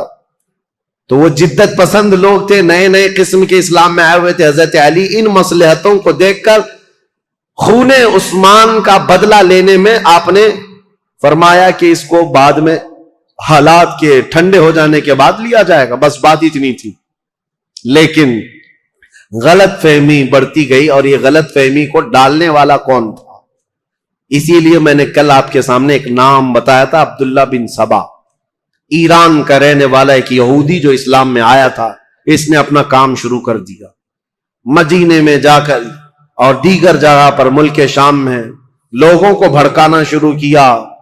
پہلے تو حضرت علی کی حمایت میں بولتا تھا, اب حضرت علی خلافت پہ آئے تو حضرت عثمان کے قتل کا بدلہ لینے کے لیے ابھارنے لگ گیا. اب ہوا یہ کہ حضرت عائشہ صدیقہ رضی اللہ تعالیٰ عنہ, ان کا بھی کردار ہے تاریخ میں, ام المومنین ہے, زبان نہ کھولنا ان کے لیے بھی گستاخی کے لیے, ایمان برباد ہو جائے گا. ام المومنین رسول اللہ صلی اللہ علیہ وسلم کی محبوبہ ہیں, زوجہ ہیں. یہ حج پر گئی ہوئی تھیں اور حج سے واپس آنے کے وقت حضرت عثمان کا قتل ہو گیا تھا اور یہ خبر حضرت عائشہ کو پہنچ گئی. حضرت عائشہ کا مقام تھا صحابہ میں سب میں بھی, کیونکہ ام المومنین نے سب لوگ احترام کرتے تھے. حضرت عائشہ کے پاس جب یہ خبر پہنچی تو حضرت زبیر اور حضرت طلحہ یہ دونوں حضرت علی کے ہاتھ پر بیعت کر چکے تھے مدینے میں, لیکن حالات جب سنگین ہونے لگے تو یہ مدینہ چھوڑ کر مکہ چلے گئے. کون؟ یہ بڑے 2 صحابہ عشرہ مبشرہ میں. حضرت زبیر حضور صلی اللہ تعالی علیہ وسلم کے یہ بھی بھائی لگتے ہیں, پھوپھی کے بیٹے ہیں, سگی پھوپھی کے بیٹے ہیں حضرت زبیر. جیسے حضرت علی چاچا کے بیٹے ہیں, حضرت زبیر پھوپھی کے بیٹے ہیں. تو حضرت زبیر اور حضرت طلحہ دونوں مکہ چلے گئے اور یہ دونوں جا کر حضرت عائشہ سے ملاقات کیا پردے میں اور ان کو حالات بتائے مدینے میں کیا کیا ہوا, حضرت عثمان کا قتل کیسے ہوا. حضرت عائشہ بہت جلال میں آئی, کہا ہم جانتے ہیں عثمان بن عفان کے اخلاق اور ان کی کردار کو, سارے صحابہ ان کی پاکیزگی کی گواہی دیتے تھے. حضرت عائشہ کہتی ہے میں وہ دن بھی جانتی ہوں جب رسول اللہ صلی اللہ تعالی علیہ وسلم حجرے میں بیٹھے ہوتے, کئی لوگ آتے, حضور اسی طرح لیٹے رہتے, جب عثمان آتے تو حضور اپنی تہبند سے ہی کر لیتے تھے. حضرت عائشہ کہتی ہیں میں گواہ ہوں اور میں پوچھتی یا رسول اللہ عثمان کے آنے پر اپنی تہبند آپ پیر سے نیچے تک کرتے ہیں اور اٹھ کر بیٹھتے ہیں, کیوں ایسا؟ حضرت عثمان کے متعلق حضور نے فرمایا اے عائشہ کیا میں اس سے حیا نہ کروں جس سے اللہ کے فرشتے حیا کرتے ہیں, اللہ کے فرشتے جس سے حیا کرتے. میرے عزیز, حضرت عائشہ نے جب یہ کہا اور وہ جلال میں آئیں, واپس مکہ لوٹ کر آئیں, کہا جب مدینے کے حالات اتنے خراب ہو گئے تو اب کیا کرنا چاہیے. مکہ والوں کو جمع کر کے حضرت عائشہ نے خطبہ دیا اور اس خطبے میں آپ نے یہی فرمایا کہ عثمان بن عفان خلیفہ اسلام تھے, خلیفہ برحق تھے, ان کا قتل پورے اسلام کے لیے کلنک ہے, اس کا بدلہ تو لینا ہوگا, قصاص ضروری ہے ورنہ اسلام پر یہ دھبا ہمیشہ کے لیے رہ جائے گا. حضرت عائشہ کی تقریر پر جوش آیا لوگوں میں اور پھر مکہ والے بھی جمع ہو گئے. مکہ والوں نے سب آ کر کے حضرت عائشہ سے کہا کہ یہ بدلہ لینے کا طریقہ کیا ہے؟ حضرت علی خلیفہ ہو گئے اور انہوں نے سب سے بیعت لی ہے، لیکن طریقہ کیا ہے؟ حضرت عائشہ اب اس بارے میں مشورہ کر رہی تھی، ہاں طریقہ کیا ہے اس پر بھی تو سوچنا چاہیے کہ خون عثمان کا بدلہ لینا ہے، لیکن وہ قوم مصر کے رہنے والی ہے اور مصر میں ہماری پہنچ نہیں، کیسے؟ تو اس میں جب صحابہ کی میٹنگیں ہونے لگی مکہ میں، تو اب میں آپ کو بتاؤں یہاں سے ایک نئی جنگ کی ابتدا ہو گئی۔ حضرت عائشہ اپنی اونٹنی پر سوار ہو کر، پہلے لوگوں نے کہا کہ ملک شام چلتے ہیں، امیر معاویہ نے بھی خون کے بدلے کا اعلان کیا، یا پھر مدینے چلتے ہیں، لیکن ان دونوں رائے کو آپ نے، حضرت عائشہ صدیقہ نے چھوڑ دیا اور بصرہ کی طرف آپ روانہ ہو گئیں۔ بصرہ عراق کا ایک شہر ہے۔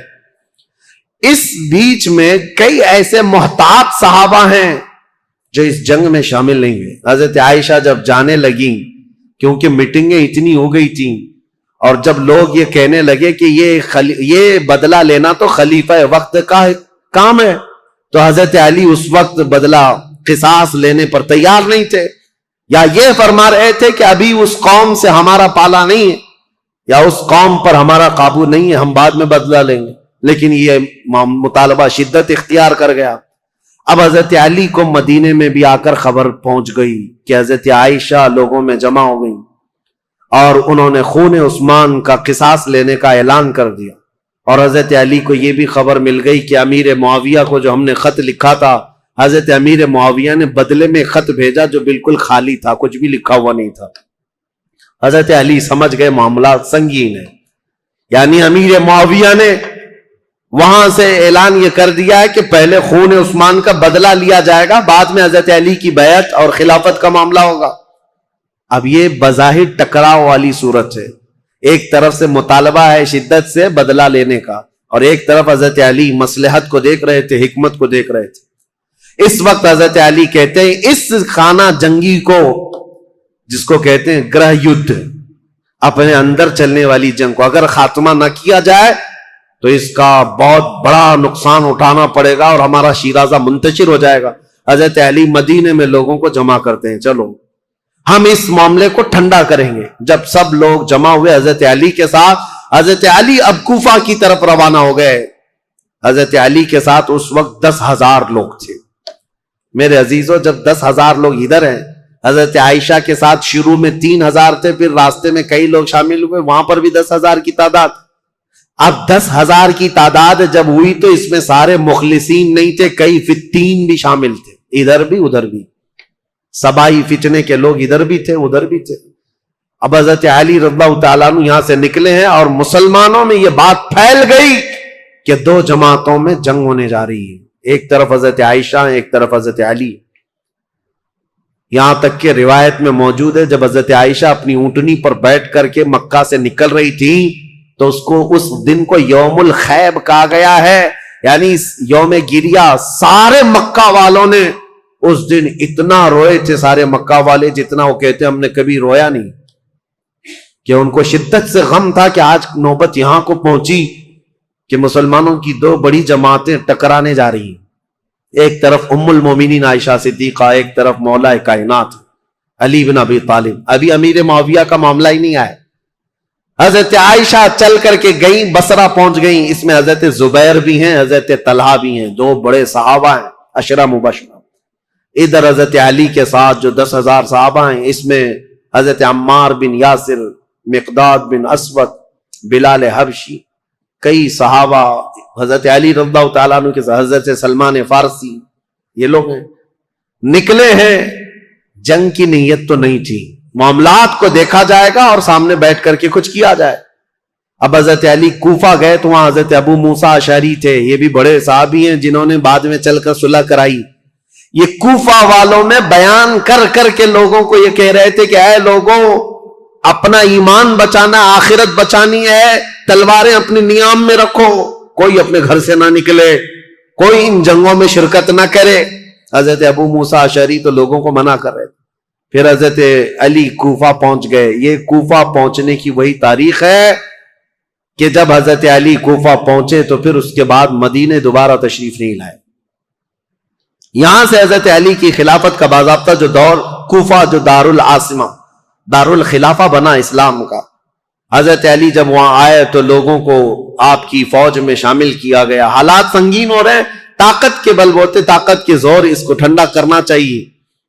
اب اس میں محتاط صحابہ جو تھے ان کی بھی رائے میں بتاتا ہوں. حضرت عبداللہ بن عمر ہیں، حضرت عمر بن عاص ہیں، یہ لوگ شریک نہیں ہوئے. محمد بن مسلمہ ہیں، یہ لوگ شریک نہیں ہیں. احنف بن قیس یہ بعد میں. ان لوگوں سے حضرت علی نے بلا کر کے کہا بھی تھا کہ تمہاری رائے کیا ہے؟ حضرت عمر بن عاص نے کہا کہ میں چل تو پڑوں گا آپ کے ساتھ، لیکن بس اتنی شرط ہے آپ مجھے وہ تلوار دیں جو تلوار یہ پہچانتی ہو کون سی گردن مسلمان کی کون سی کافر کی. مجھے وہ تلوار دیجیے، کیونکہ جنگ ہو رہی ہے، دو جماعتیں جو دونوں طرف مسلمان ہیں، صحابہ ادھر بھی ہیں صحابہ ادھر بھی ہیں. عمر بن عاص نے کہا میرے پاس ایسی تلوار نہیں جو پہچانتی ہو گردن کس کی ہے، اگر یہ مل گئی تو پھر شریک ہو جاؤں. اس کے بعد حضرت محمد بن مسلمہ کو بلا کر پوچھا کہ آپ کیوں نہیں؟ کہا میں نے رسول اللہ صلی اللہ تعالی علیہ وسلم سے سنا تھا، میرے آقا نے فرمایا تھا محمد بن مسلمہ اس تلوار کو کبھی نیچے ہونے نہیں دینا، اعلاء کلمت الحق کے لیے استعمال کرنا، اور جس دن یہ نوبت آ جائے کہ یہ تلوار تجھے کسی مسلمان پر اٹھانی پڑے تو احد پہاڑ کے پاس جا کر کسی پتھر پر تیری تلوار توڑ دینا. محمد بن مسلمہ کہتے ہیں کل رات جا کر میں نے اپنی تلوار توڑ دی. آج نوبت یہاں پہنچ گئی ہے کہ ہمیں تلوار اٹھانی پڑ رہی ہے، میں تو تلوار توڑ چکا ہوں. حضرت عبداللہ بن عمر انہوں نے بھی یہی کہا کہ میں فرق نہیں کر پاؤں گا کہ کون حق پر ہے کون کس پر ہے، اسی لیے میں اس میں شریک نہیں ہوں. کچھ محتاط صحابہ ان میں نہیں آئے، لیکن حضرت علی جب سفر پر روانہ ہو، یاد رکھو مسلمانوں ایمان کی حفاظت اسی میں ہے، دونوں جگہ کا بیلنس برقرار رکھو، ام المومنین کا بھی مولا کائنات کا بھی، دونوں رسول اللہ کی قرابت دار ہیں، رشتہ دار ہیں. حضرت عائشہ صدیقہ جب آئیں تو اب مشورے ہو رہے تھے، میٹنگیں ہو رہی تھی، ان کے خطبے اتنے پر اثر تھے کہ لوگ جمع ہوئے. جب وہ بصرہ میں گئی تو 12,000 لوگ جمع ہوئے. کہا کہ نہیں حق پر ہے، خون عثمان کا بدلہ لینا چاہیے. یہ حالات دیکھ کر کے ایک صحابی ایسے جن کا بہت بڑا رول ہے، حضرت قعقاع، یہ آئے، حضرت زبیر، حضرت طلحہ، حضرت عائشہ ان کے پاس آئے. کہا اچھا یہ میٹنگ بعد میں ہوئی، اس سے پہلے ایک حادثہ ہو گیا تھا. کیا ہے؟ بصرہ میں جیسی حضرت عائشہ پہنچی تو بصرہ کے جو گورنر تھے وہاں پر، تو جو گورنر تھے وہ حضرت علی کی طرف سے تھے، عثمان بن حنیف. انہوں نے کیا کیا کہ راستہ روکنا ہے ان کا، یہ تو لڑنے کے لیے آئے، تو انہوں نے فوراً ہی جنگ شروع کر دی، جبکہ حضرت علی کے آنے کا انتظار کرنا تھا. تو عثمان بن حنیف نے لوگوں کو اتار دیا، اور جنگ جیسی خالی راستہ روکنے کے لیے شروع ہوئی تھی اس میں 700 لوگ مارے گئے بصرہ کے.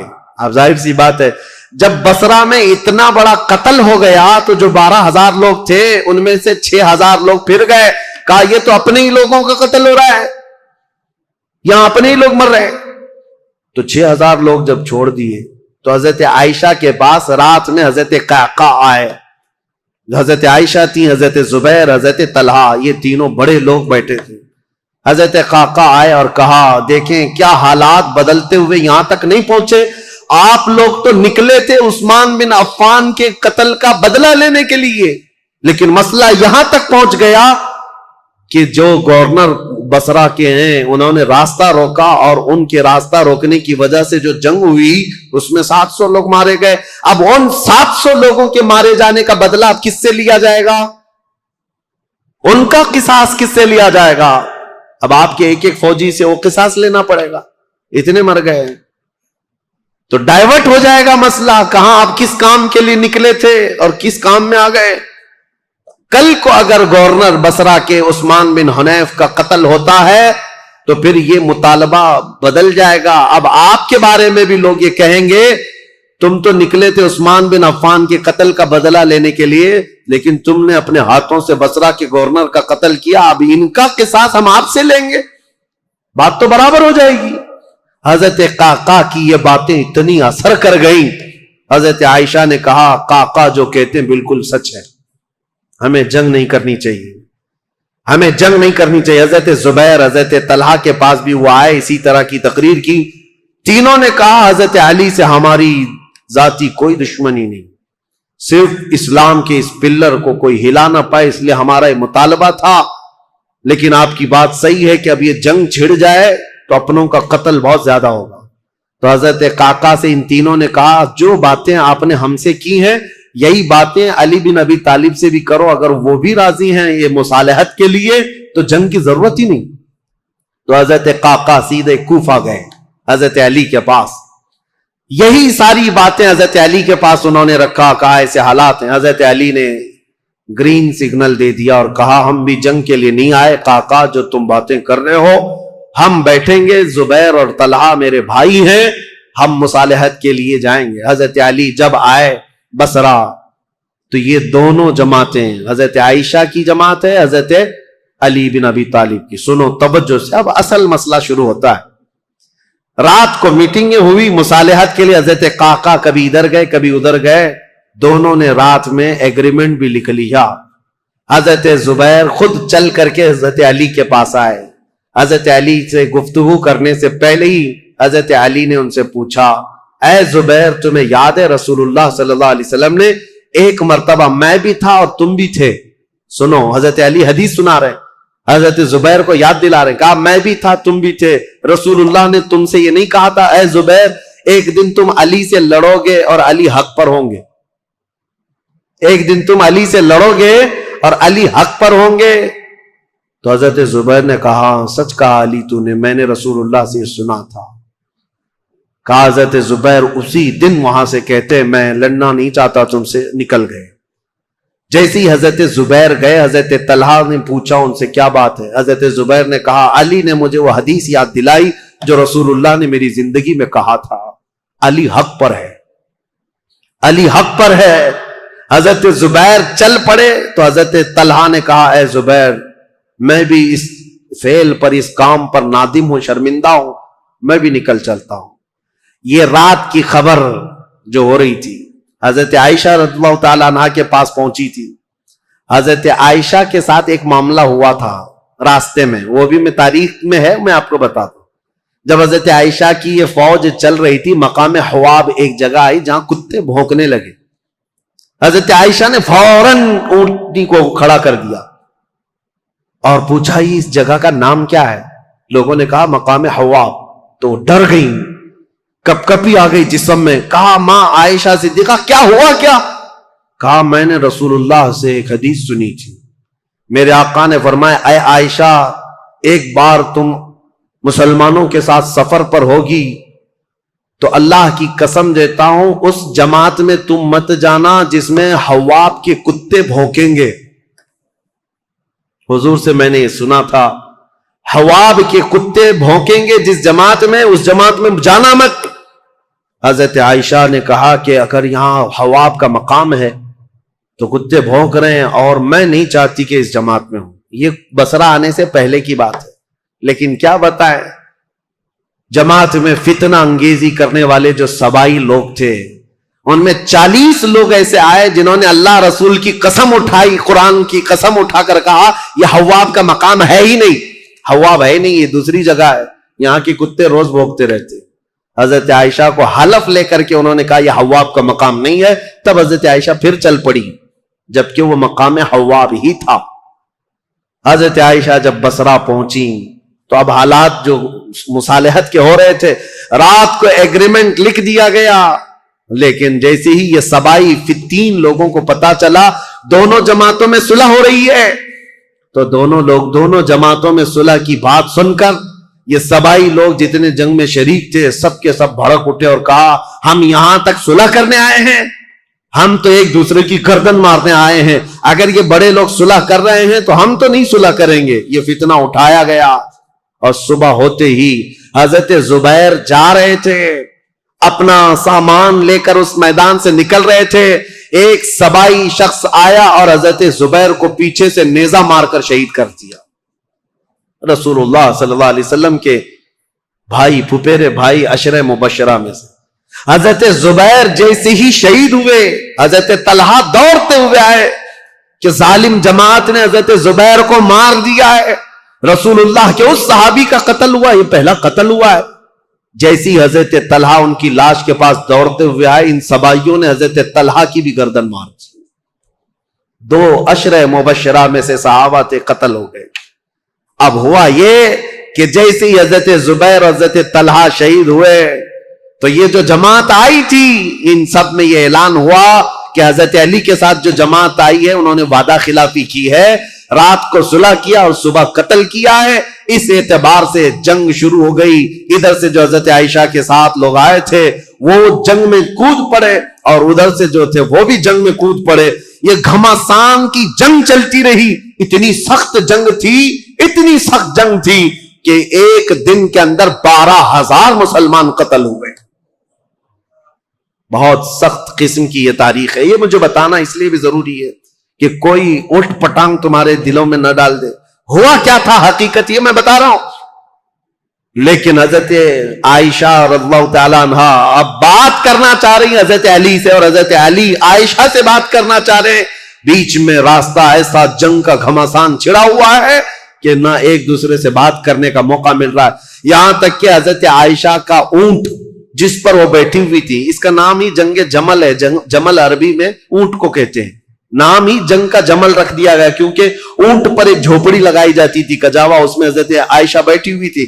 اس اونٹ پر اتنے حملے کر دیے تھے، اتنے حملے کر دیے ادھر کی جماعت والوں نے کہ حضرت عائشہ کی حفاظت کے لیے جو ادھر موجود تھے وہ عزت قبیلے کے لوگ ان میں صرف اونٹ کی حفاظت کے لیے 700 لوگ قتل ہو گئے تھے۔ ایک گرتا تھا، دوسرا پکڑتا تھا، دوسرا گرتا تھا، تیسرا پکڑتا تھا، لیکن ان جان بازوں نے اونٹ کو گرنے نہیں دیا۔ حضرت علی رضی اللہ تعالیٰ عنہ نے پھر حکمت کے ساتھ فرمایا کہ یہ جنگ ختم ہوگی اس وقت جب یہ اونٹ بیٹھے گا، تو اپنی ایک معتمد جماعت کو جو اہل حق تھے ان کو بھیجا کہ جاؤ تم کسی نہ